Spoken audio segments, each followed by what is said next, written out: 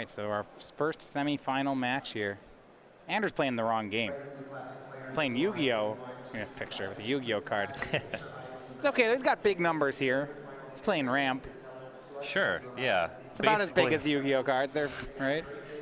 Kind of off by a couple orders of magnitude, actually. But close. Do you think Magic would be cooler if we just put 2 zeros on the end of every creature? I think it would be the opposite of cooler. Land War Elves is 100 for single green. It's just so meaningless when everything is actually evenly divisible. Any digit that you're not ever modifying, if it's just a 0 tacked onto every number, what are you doing? You're selling me garbage. You're a snake oil salesman. So you know, like the game you'd play in grade school, 500, when you throw a ball and then you call a number and everyone's got to catch it and you get points? Should just be 5. So, no. When I spent it, would go the other way. I like to play the game 500 million. Oh, God. You throw out the first one, you'd be like, 100 million. I'm still playing. The game just seems so much, it's from the future, basically. In the future, every number is larger, but the games are the same. Well, it's inflation, basically.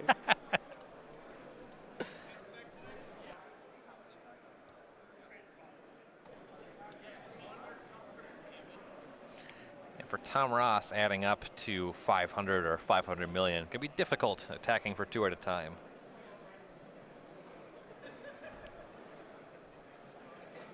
All right. Tom keeping on 7 as the 1 seed. And once the seeding actually really matters in these team tournaments, all 3 players on their team get to win the die roll and take the play. So Tom Ross will be on the play here against Andrew Hollingsworth. Andrew has kept on a 6-card hand.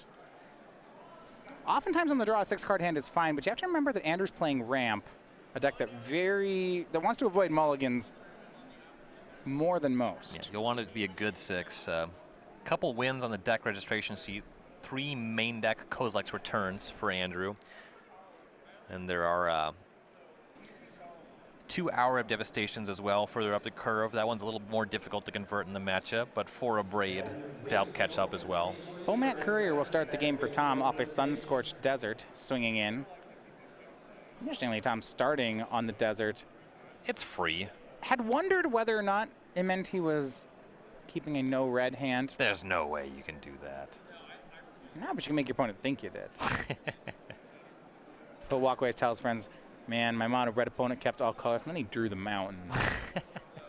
Bomat Courier can be joined by another Bomat Courier, both swing in for 2 more. You do get to pretend like you drew it when you play it. So there's that. You should draw it and you just go, whew, just sigh of relief really loud. and then drop a mountain. That might have been a fast game if I didn't draw this one. see if you can get your opponent to tilt. It's going to be a Shrine of the Forsaken Gods into Walking Ballista for Hollingsworth. This 1/1, solid on the boards. It can block and trade with Bomat Couriers. 3 Walking Ballista in the main deck in this matchup. Frequently play it for 2 mana and use it to trade with 1 creature. Yeah, and it'll convert here. If you wait until combat here against Tom, though, you might face off against a creature that's built to smash. Yeah, I heard that he built those couriers that they could smash. So Andrew not going to take that risk. Ballista before combat shoots down the courier with 2 cards under it. Which means Tom will swing in for 2. Went triple 1-drop here as Soulscar Mage joined in last turn. Now he has to be concerned about Kozilek's return. Green-red ramps a deck that plays 4 copies. Actually, Andrew with 3 copies in the main, 4th in the board. Yep, Karizev plays around that a little bit. Does have 3 toughness. And Tom getting very light on cards in hand. Might be looking to convert this Bomat Courier at some point here. So yeah, when you play all 1-drops. A 2nd Shrine for Andrew. That means no red mana just yet. Yeah, he had the option to play Shelter Thicket and actually chose to play the Shrine. He's at 14. See Tom counting up 1, 2, 3 from the creatures. The Ragavan token from Karizev would make it 5. So with that not cycling the Sheltered Thicket, suggests that natural connections in the hand, that's going to find a mountain. Okay. The plan to cycle the thicket if need be. Not to mention that I can't cast a ramp spell on this turn anyway. Yeah, I was going to say, why? At first it looks suspicious, you know, why not play your tap land if you can't do anything off the mana anyway? Most ramp decks don't play at instant speed. This is, yeah, there's not much in the way of instant speed rampant growth effects in the history of Magic. What is it? Natural Connection now joins the club alongside Harrow, and that may be, it's an elite club.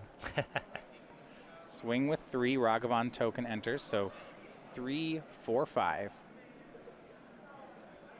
Built to smash on Bomat Courier. And Tom taking advantage of the fact that Andrew has no red mana up. This is 3 damage extra on the Courier and a point of prowess from the Soulscar Mage. Guarantees a hit. It's also getting that card out of the hand so that Tom can activate the Bomat Courier and go up on cards. One of the cards in hand is Scrap Heap Scrounger. He could commit that or discard it to the Courier. 9 total damage should set Andrew down to 5 as he casts Natural Connection.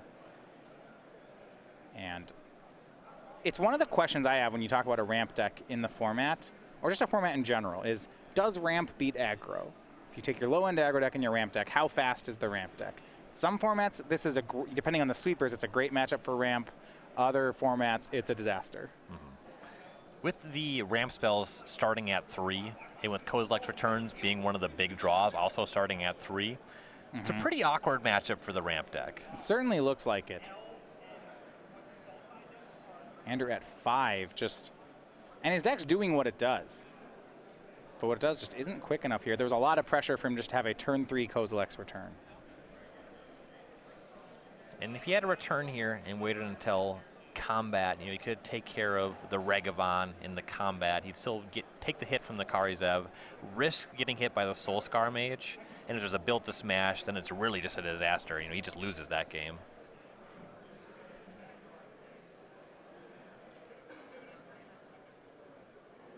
And there is Kozilek's Return in hand.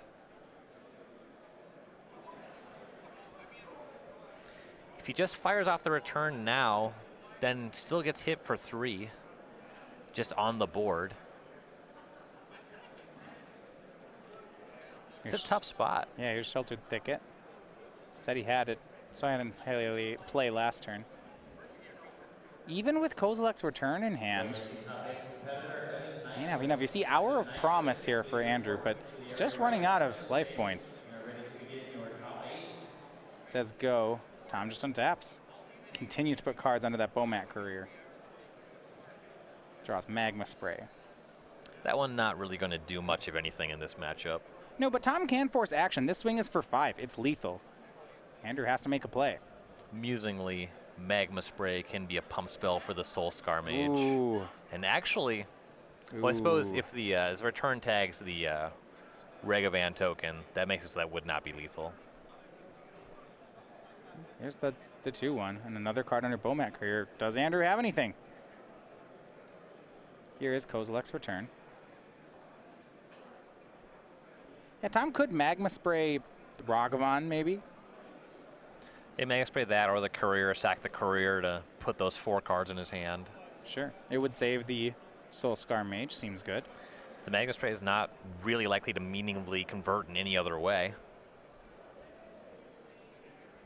See what Tom chooses. Scrap Heap Scrounger, also in hand, so another card he wouldn't mind discarding. Though if he wants to bring it back, he would need to play a little differently. So we'll see Magma Spray hits Ragavan. Soulscar Mage pumps. Now, Andrew let Tom put a 4th card under Bomat Courier before making this play because he needed to hit Ragavan. Yep.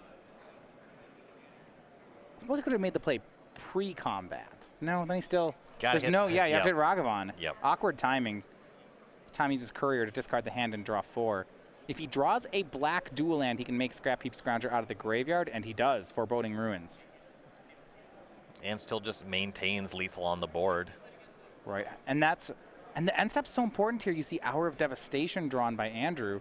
That doesn't actually save him, though, because of the Scrap Heap Scrounger. Right.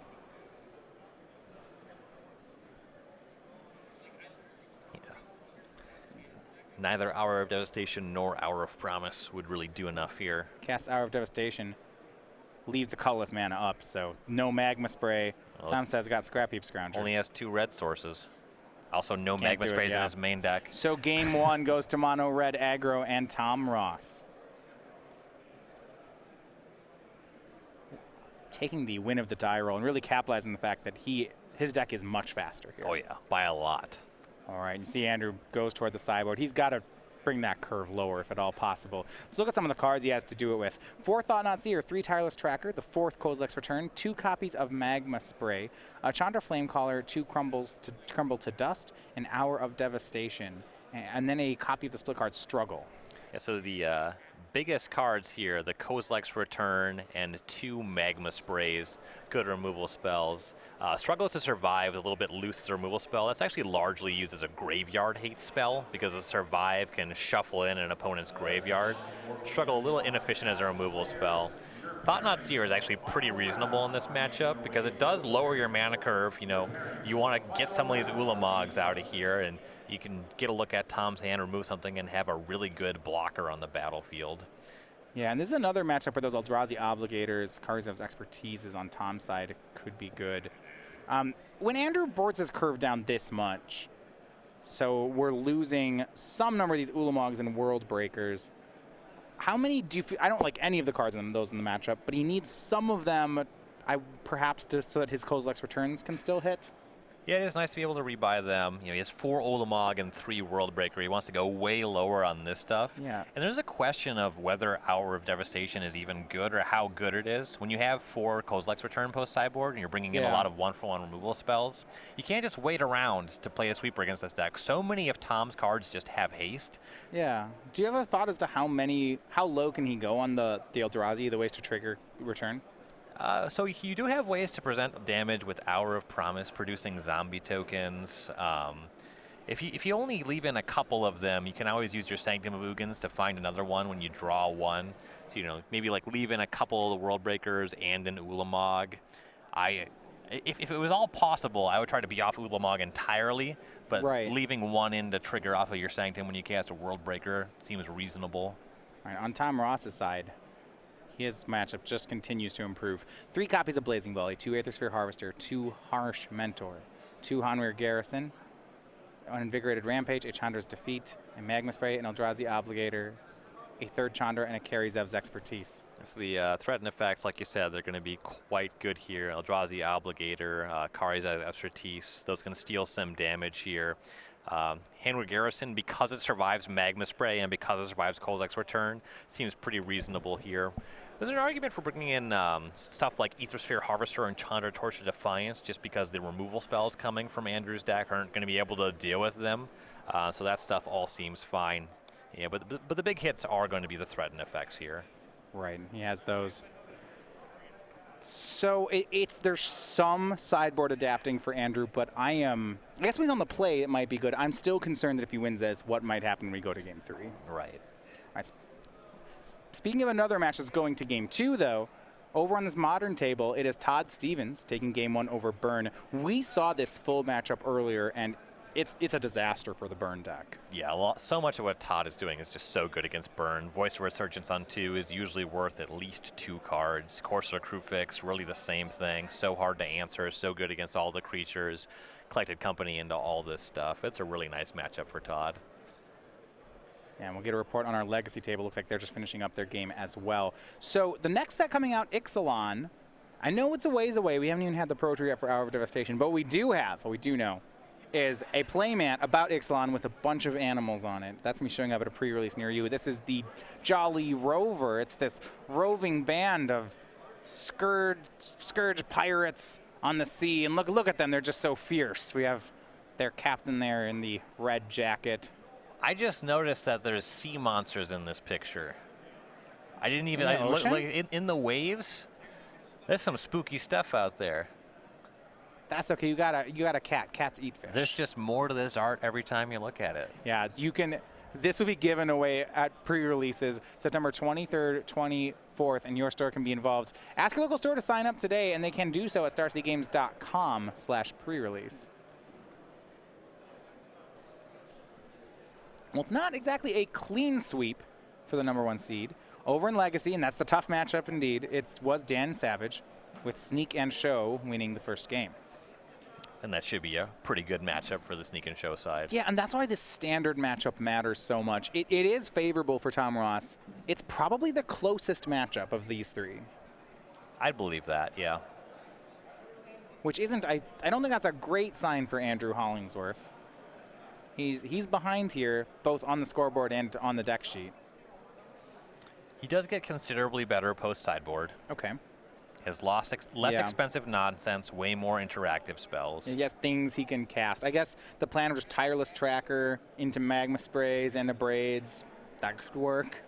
Yeah, just transform into like this kind of mid-range nonsense deck. You know, as long as you can stop yourself from dying in the early turns and convert some kind of threat in the mid-game.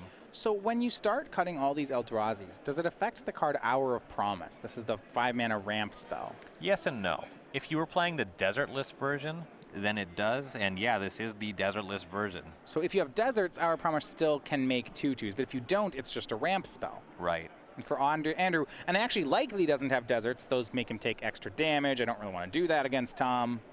Yeah, this deck's really just trying to find some of these 4 Shrine of the Forsaken Gods and cast a giant Eldrazi, but when you're not making 2/2s, you're just spending 5 mana to take whatever damage is on the table. Right, so you're saying then, since he doesn't have deserts, this card he has to trim down on it? Seems quite poor in this matchup, I would say. And he can really board in a lot of leaner threats. You know, Thought-Knot Seer, if he wants to go for the Tireless Tracker, that one plays too, and he can really just be this green-red mid-range deck. Yeah, it's not as good at being a mid-range deck as something like Teamer Energy or anything like that, but it's totally reasonable. It seems just fine in a matchup like this. A lot better than just filling your hand with 7 and 10 mana spells that you can never resolve.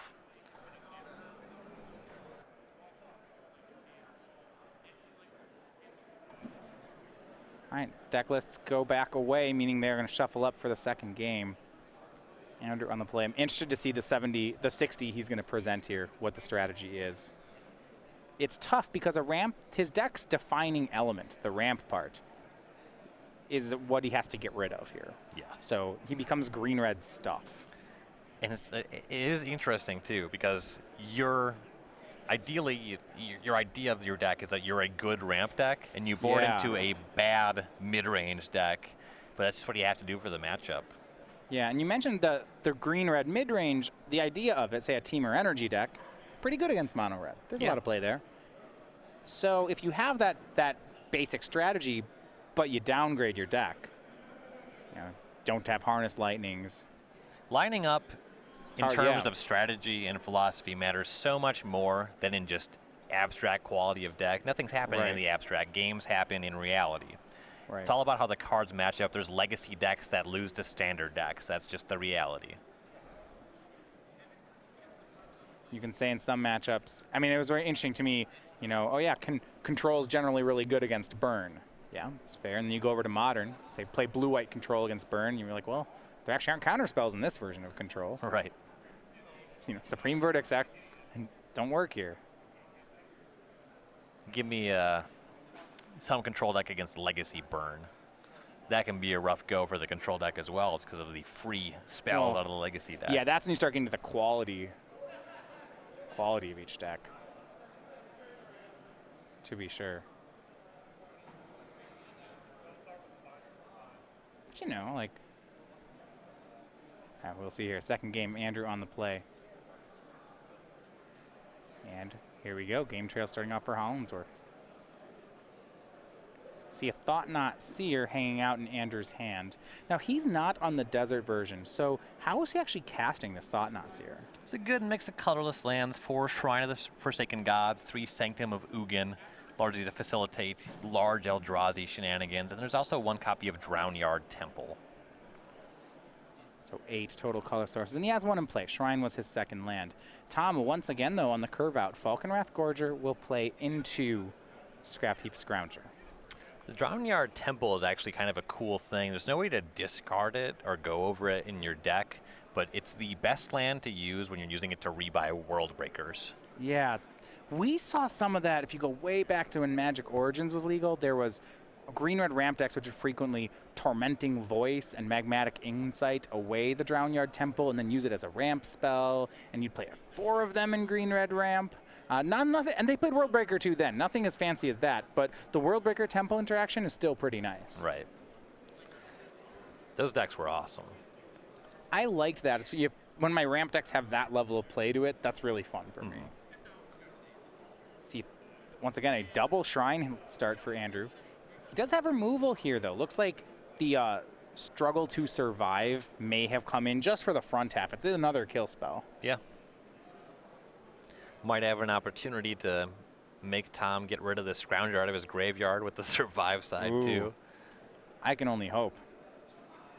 Struggle, an instant for 3 mana, deals damage to target creature equal to the number of lands he controls. So, it'll kill anything. Not the most efficient spell, but right. This deck has just got such a high mana curve anyway. Look over here. Hour of Promise has at least in some amount been kept in for Andrew's deck. Has one at the front of his hand. Tom will go to attacks. Kozilek's Return will clean away the creatures. And post-combat, Tom makes On-Crop Crasher. Didn't run straight into Kozilek's Return. Right, yeah. He knows that that one is in abundance post-sideboard. So played around the right card, but it's even when you play around it, it's still pretty good. And Tom has a great follow-up to this, too. You know, use all his mana here, even though it's a haste creature.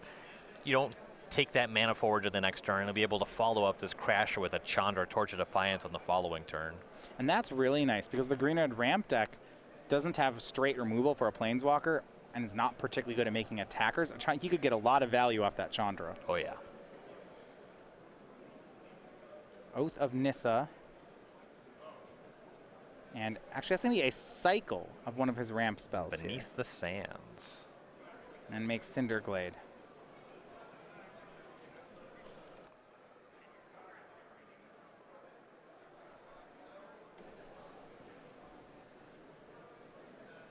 Back over to Tom. His opponent tapped out. We'll see how much damage he wants to push. It's a good window for Chandra, but if he has some haste creatures, there's an argument for getting them onto the battlefield here. Well, he also has to worry about Hour of Devastation if he makes Chandra here. That would cleanly answer both Planeswalker and creature. Yeah, that is true.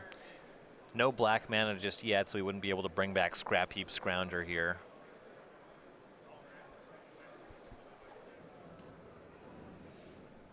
If you get Chandra down and start plussing it, you do force Andrew to have Hour of Devastation right now. So in the following turn, you can get it up to 6. Soulscar Mage. And it looks like Invigorated Rampage here for Tom. That is really aggressive. Playing that when he has a window where he knows he won't get hit by Kozilek's Return. Boom, 4 more damage. You're at 10. Go. 5th land here for Andrew. Looks like a Braid hanging out there. He has Chandra. Looking to go Chandra plus and a Braid. Not a bad turn. Yeah. Consulting over with Kevin Toolan. Kevin playing the Modern match there against Todd Stevens. Both of them down a game.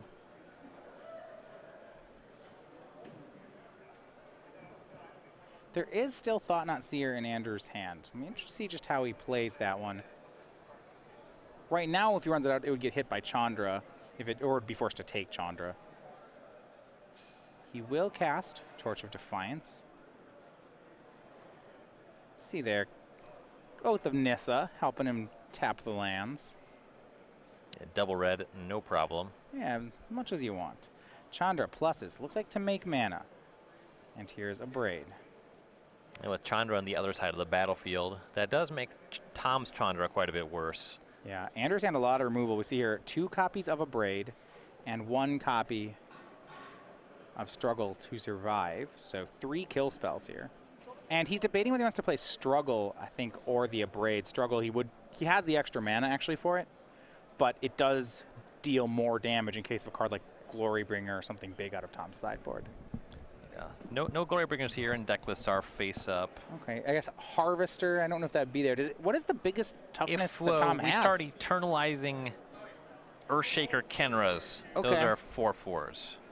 That's the only 4 toughness he has going on? If he brought in Aethersphere Harvester. I don't think that's there. I'm inclined to agree.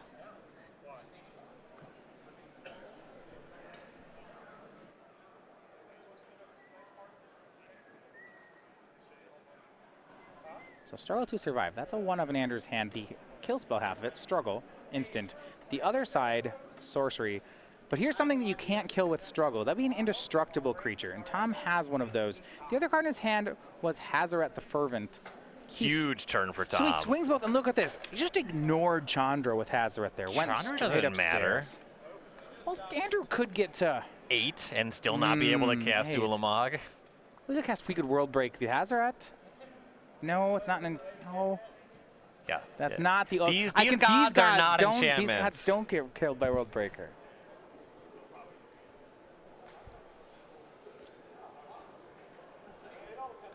And Hazaret's going to be really hard to answer here. And Tom does also have Ramyanap runes there. Another desert Andrew backup. at 4?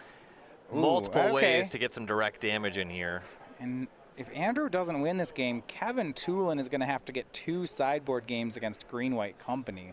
That's going to be rough. Though Todd's sideboard doesn't actually make him much better in the matchup. He has a very small number of cards. Main. Yeah, that is the problem. The main deck is so good. I don't have any sideboard because I main decked all the cards you can't beat.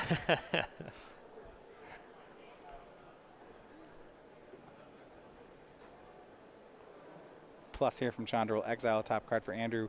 With this Hazaret, I don't know that Andrew can remove it. Hazaret, not an easy one to remove for anybody, really. Not Seer, and this may just be a clean win here because we mentioned that burn green-white matchup. Not only game 1, but right next to Tom rather. Todd takes game 2. That's a match win in Modern for Todd Stevens. So he is 4-0 right now with his deck in the top 8. Thought-Knot Seer takes care of the Chandra, but Tom has everything that he needs here. Attacking with Hazaret forces a block with the Thought-Knot Seer. That means that the Soulscar Mage will be able to connect for 1 or demand a removal spell. Plenty of burn backup. The Hazaret's ability, the Ramyanap Ruins. Right. Swings both. Thought-Knot will have to just jump in front of Hazaret. What Andrew needs to do is produce Ulamog on the following turn. That's the only way he can deal with Hazaret, by exiling it. But then he still has the Matter of the Deserts. I suppose you exile Ramyanap Ruins, you exile Hazaret. You only take 2 on that exchange. But then there's a lot of reach still in Tom's deck. Yeah, I mean, there's a million cards you still lose to, but not right now. Right. Tom is 1 card short of just double activating Hazaret. You see, Abrade there took care of Soulscar Mage. So Tom will make Falkenrath Gorgeous, the last card in his hand, and Andrew now needs Ulamog to keep his team in the tournament.